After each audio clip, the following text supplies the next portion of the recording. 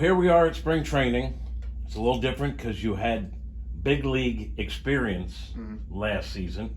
You didn't have a ton of big league at bats, and it was kind of segmented, which is, I guess, hard to adjust to big league pitching when you're not getting a steady diet. So, what do you take away from that?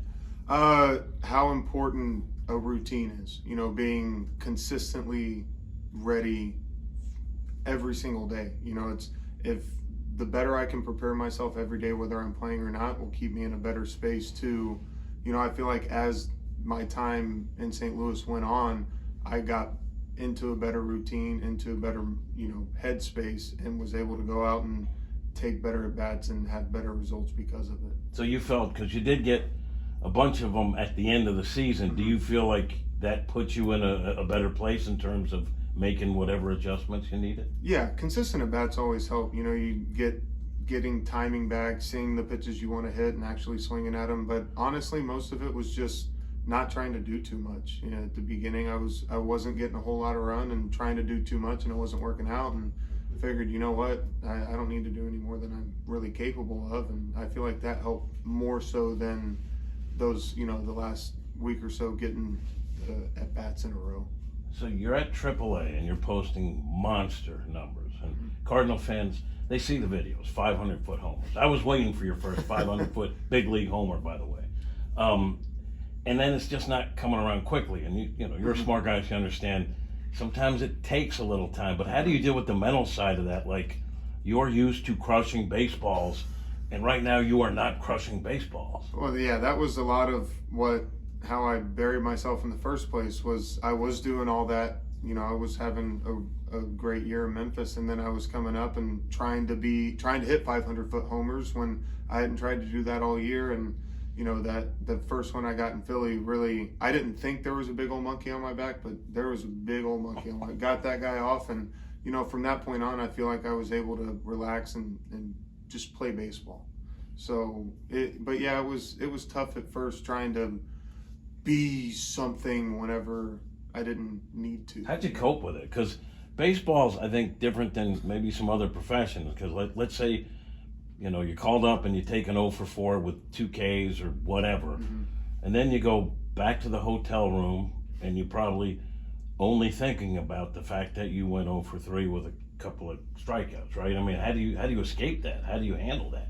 I mean, it really helped. My wife was with me a lot last year, the whole year last year. And so, being able to come back to someone, to get my mind off of it and get me into the next day space, she was big and mentally getting me through that part. And then it ended up, being one of the best things for me through that time. So having the big league experience, does this camp feel a little different for you? Because you kind of know the ropes a little bit? Yeah, I mean, I've been to camp, the last few years, but this one feels like, it does feel different. Being, you have the roster guys on one side of the locker room. It's the first time I've been on that side of the locker room. It feels, different in that way, but it's still, you're going into baseball season. You're trying to, I'm trying to be in the best position I can possibly be and have a good spring. One of the things they said during the off season is that the younger guys needed more leadership, bench guys.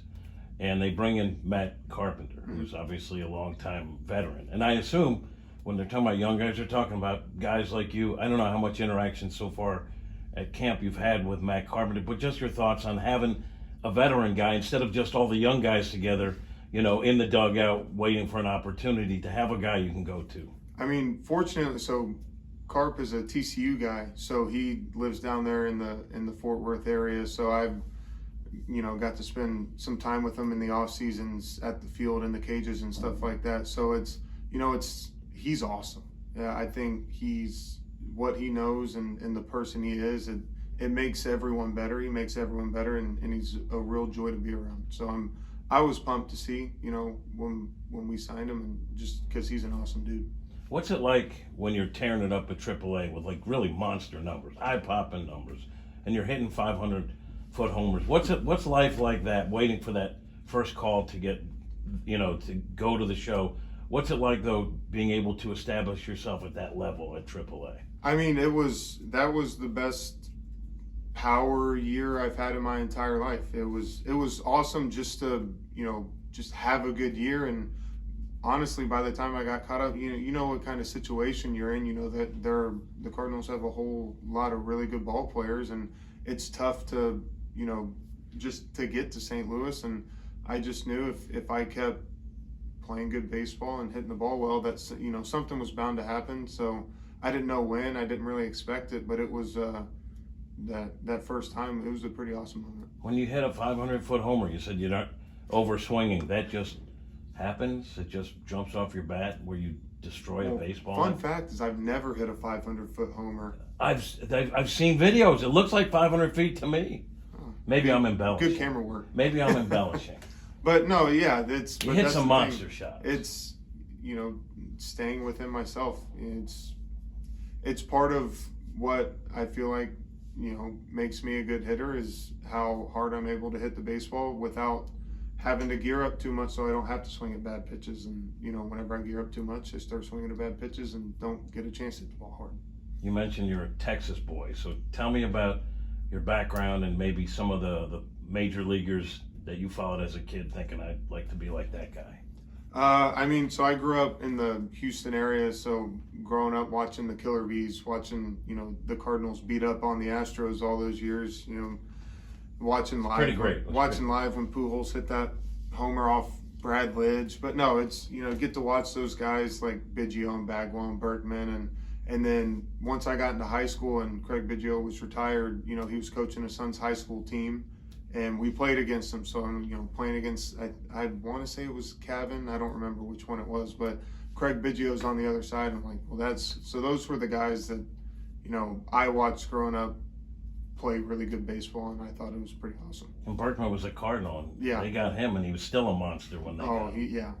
He was awesome. He's a guy that used the whole field, had power when he needed it. He was outstanding. So how do you look at this opportunity this year? Now, Cardinals got some guys who can hit, so let's face it, it's a crowded workforce at the big league level. How do you look at the opportunity?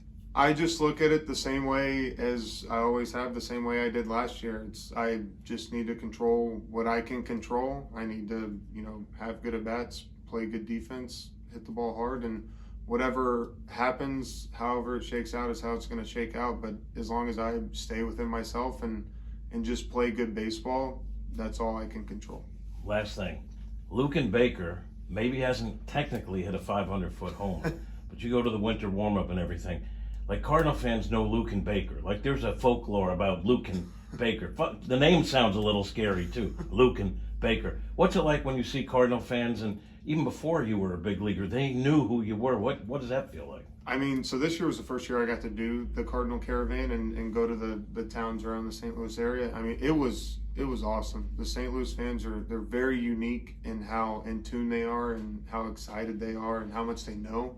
It was a really cool experience. Just you get out and get to see all that stuff, because in St. Louis around Busch Stadium, of course the people there are gonna, going to the games are gonna know, but the ones that are just huge Cardinal fans all around the surrounding areas, I thought it was pretty awesome.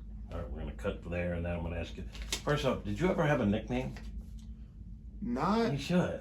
In college, they started calling me Bake Show, but I like that. That was when I pitched too. Well, pitching and hitting, that's pretty cool. That's a show. What, you pitched? My freshman year, yeah. And you throw, I'm going to say, you threw 110 because I embellish everything. Close enough. But did you throw 100 miles an hour? Not 100. I was, low to mid 90s. When I was having a good day, 96, 97. But, the older I got, the more I learned that a lot of professional baseball pitchers throw 93 miles an hour and over. And so that was sort of the weighing factor in which route I was going to take.